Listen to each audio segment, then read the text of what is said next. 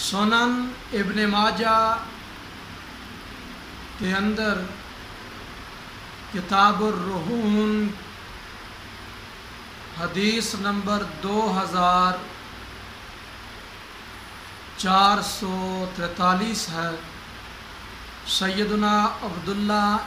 بن عمر رضی اللہ تعالی عنہما حدیث کے راوی ہیں، فرماتے ہیں قال رسول اللہ صلی اللہ علیہ وسلم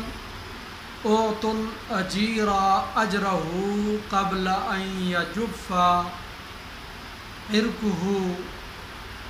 کہ مزدور کو اس کی اجرت، اس کی مزدوری، اس کا پسینہ خشک ہونے سے پہلے ادا کر دو۔ تو اس حدیث میں حضور نے حکم ارشاد فرمایا، لہذا بلا وجہ اور بلا عذر مزدور کے پیسے، اس کی مزدوری، اس کی اجرت